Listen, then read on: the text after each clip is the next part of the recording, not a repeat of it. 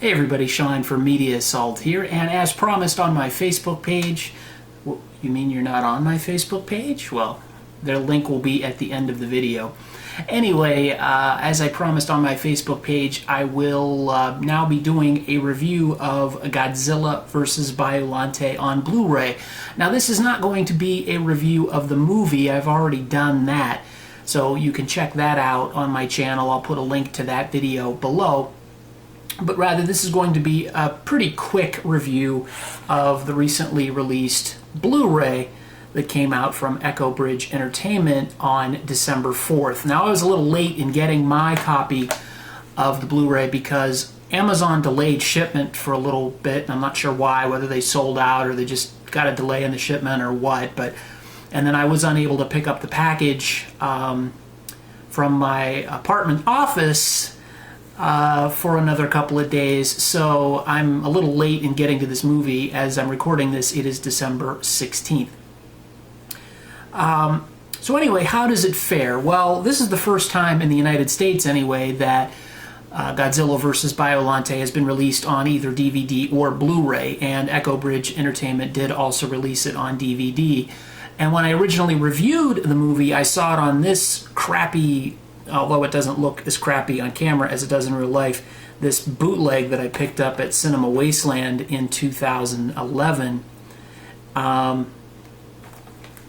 That's the way I'd seen it for the first time in many years, and it looked crappy. It was just the American version dubbed off of VHS, I believe, and then just, bootlegged onto a DVD-R. And just for comparison's sake, this is what the disc artwork looked like. So now we have a full-fledged legal version on Blu-ray. The disc artwork is actually fairly similar. And you've got the back artwork as well. And so the big question is, how does it look? Well, it actually looks pretty good, especially compared to a bootleg. But it's not a Blu-ray that's going to be one that you're going to show your friends the incredible prowess of the Blu-ray format and your HD TV. It looks like an upscaled DVD with a little grain thrown in for added good measure. It looks great, though, in terms of would I rather have this or nothing. Obviously, this is something that I really loved seeing released on Blu-ray. And also, very interestingly, there are some special features that are included with the Blu-ray, and they're actually quite good. I watched both of them. There is the making of Godzilla vs. Biollante, which is a rather in-depth look at the special effects, the direction, the design of the sets, and the way they had to animate all the different tentacles and things of the different iterations of the Biollante creature, and the care and craftsmanship that goes into creating these miniature sets that are used in this movie.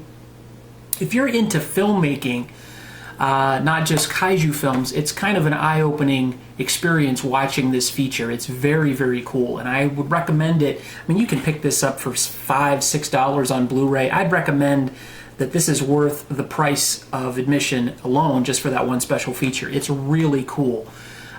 They show you how there's interviews with the director and I believe the writer, the cinematographer, director of photography, a bunch of different people that were involved in the production of the movie, and you can see how it was sort of, I don't want to say slapped together, but put together in such a way that was kind of unique, because in some parts were finished before others and they had to creatively edit it to get it to come together in a cohesive story. There are some deleted scenes that you get to see, even those including some stop motion animation footage that was ultimately chucked from the final release of the film. There are a few other deleted scenes that you get to see, but most eye-opening for me were the behind-the-scenes shots of the suitmation filming, which are really interesting to see when you see how they're filmed at, of course, normal speed, and then everything is slowed down because of the slow-motion cameras, or actually the high-speed photography cameras that they use to create those scenes. Excuse me. those parts of the feature were probably the best for me, or the most eye-opening for me and the most interesting to watch. There's also another small feature that's only about 3 minutes long about the design of different things, mostly the Biollante creature and the different ways that that creature ended up being envisioned, and then the final design that made it onto the screen. And of course, the Super X2, there's a version of that that is shown as well. The movie itself, like I said, I'm not going to review. I've already done a review of it. The Blu-ray doesn't improve the film at all, other than the fact that you get to finally watch it with the original Japanese dialogue with English subtitles, something that I was not able to do with the bootleg that I had, and that is very, very cool. But it's still the same movie, albeit on Blu-ray, and looking quite a bit better than a bootleg DVD. So it's highly recommended if you are a kaiju fan, a Godzilla fan. Search this out. It is available on Amazon for about $5 or $6. I don't remember. Some people have reported that they've been able to find this in Best Buy on the shelf in limited quantities for a really low price. It is more than worth paying less than $10 for this Blu-ray. Support Echo Bridge Entertainment to thank them for releasing this finally on Blu-ray and DVD in the United States. It's been long overdue, especially for kaiju fans like myself who've been waiting to own a legal copy of it. It is just, it's really a joy to be able to watch it in a format that looks better than half decent, although it is not a Blu-ray that's going to set any standards for the format. It definitely is a welcome addition to any kaiju collection. So there you go. That's my review of the Godzilla vs. Biollante Blu-ray. Thanks for watching. As always, feel free to rate, comment, and subscribe if you haven't done so already. Thanks again for watching, everybody, and take it easy.